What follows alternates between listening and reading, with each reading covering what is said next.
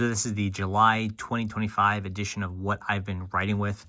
This is the series in which I talk about the pens and pencils that I've been using over the past month or so. It's not a set of reviews, it's just the pens that have been on my desk.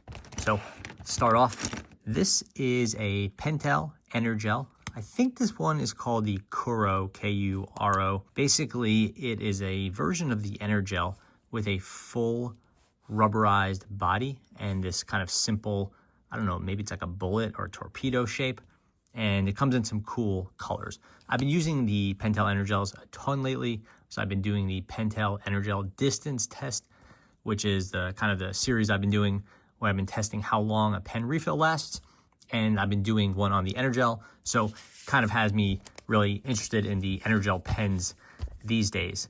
I had bought a pack of these Energel Kuros, it's a K-U-R-O, and I don't really like the full rubberized grip that much. It has this kind of skinny look to it, this blunt nose, and again, it comes in some pretty cool colors.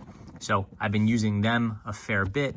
And, what can you say? I really like the Energels. They're just great gel pens. I don't love the Kuro body, but Pentel Energels are just kind of still great. While this isn't my favorite of the varieties, it's a nice refill and a very cool blue color. So next up, we have this is a Writup Gel.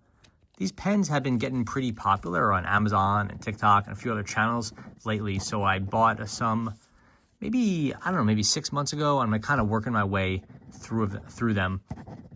I don't find them to be hugely appealing. They get a couple interesting features and then they combine them into these like kind of cool pens. I don't think they're great writers though. Like the Writup Gel refills are not at the quality level of an Energel or a Zebra, but they are good and the pens are interesting.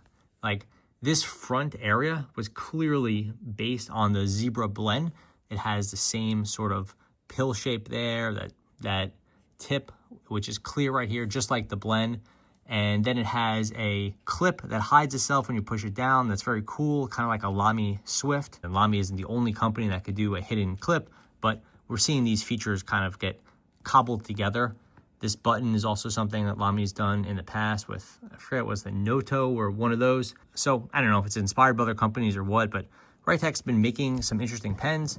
They're okay writers, not great writers, but they have some interesting concepts. If I see a new brand out there and they're starting to make a lot of traction, then I tend to pick it up and I would put this in that bucket. Nothing to go out and buy, but I've had, pretty good experience with some interesting pens. It's just not particularly notable yet. This is another sort of like brand I see kind of tearing up the charts on Amazon or TikTok or something like that. I think Amazon for this one. It's called a Parku, and it is a erasable pen. So Parku is sort of like a competitor to the Friction, which I think everyone out there knows I really like at this point. It's got a really wet ink. It has this really crazy amount of railroading. That's where you see that kind of, the ink is sort of pushed out of the way from the middle of the ball. And that just has to do with, some issues with the ink formulation. It's loose, and that means it's smooth, but it has this sort of flaw in the writing. And that's not a big deal, but it's nice that it is a smooth, erasable pen, and it's very legible. You get a very dark blue color. Not quite as dark as this, but very good for an erasable pen. It just happens to have that railroad, which again, not a huge deal. And it is very good at erasing. So I don't know the deal with Parku. I don't know if they make their pens, if they have someone else make them. I don't know anything about them. They clearly grabbed this clip design and the clear eraser design that was very heavily inspired by the Pilot Friction. So I would take some points away from them for that. But they have an erasable ink that is not quite as good as Pilot's Friction, but better than anything Uni has been making. So there's something here, and I've been kind of interested to find it out. So it's a pretty okay erasable pen, and they're pretty cheap, and they're readily available, and they seem to be getting a lot of popularity. As far as my day-to-day writer, I've been using this pen a lot. This is the Bolograph Epaka P, and this is a very, very classic design. It has an old school ballpoint refill in there. You can see it's just like a Fisher or a Bic or something like that. Nothing fancy, no hybrid, nothing like that. This is one of those 9,000 meter last forever blue ink refills in a pen body that I think is more or less unchanged since the 1960s. I have it in a bunch of colors, and I recently was going through a drawer and I found this one in this really awesome blue color. It's got this incredible click that is like one of just the Hall of Fame pen clicks, and just super reliable.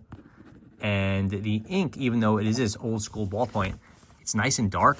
It's smoother than you think it would be. And obviously I didn't switch the refill. It's a standard Bolograph refill. So I've been really enjoying this one. I think like this is one I used to use, the Epaka P. I used to use one a lot. Then I started moving my EasyFlow 9000 refills into them, and I kind of forgot how good that initial refill is. So I've really been enjoying this. This is probably the main pen I've used over the past month or so. Just to switch things up, I've been using a pencil a fair bit too. This is a Luddite Tech Draw 0.5 millimeter, and Luddite is a brand sold in Japan. I think they've been gaining some popularity here in the US, but more with like kind of pencil enthusiasts.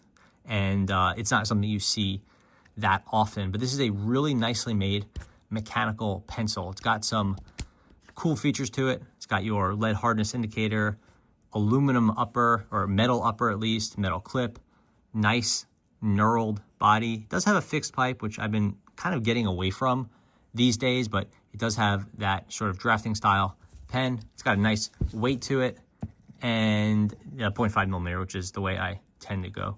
The internals seem pretty simple. You could take it apart easily, but it looks like it's all plastic internals, but just a nicely made mechanical pencil.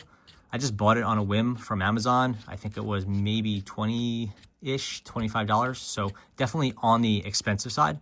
And it's a brand that It's a brand that I would like to learn more about, but I'm just sort of exploring with right now. And, no real verdict. I don't think there's any shortage of like $20 to $30 high quality, or even, $10 to $30 high quality mechanical pencils out there. So I wasn't really sure why I needed this one, or why anyone needs this one, but it has a good color scheme, full metal, which is nice. A lot of the pencils I've been buying lately have some metal, but not full metal, and pretty cool design. If you're considering, a Rotring 600, this I think would be right in that competitive space, but it's going to be maybe like 25% more expensive.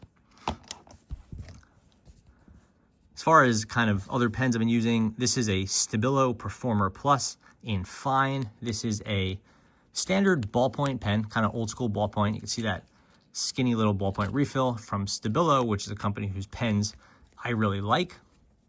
This is one someone had recommended to me. I had never heard of it before. I believe it was a comment on one of the videos. So I picked up a 5-pack, and it has a comfortable sneaker grip, a nice button with that sort of cool clip. It is plastic. It's kind of like a Pilot Acro, but the ink isn't as good. So it's nothing really notable here, which is why I've been using this for a few months and I haven't done a video about it. But it comes in some cool color schemes like blue and orange, and kind of like green and blue, and kind of like bright color schemes. It is a very reliable ballpoint, but there's really nothing too special about it aside from a very comfortable grip. It's not really much else to say. It's kind of just like a good pen. That's it.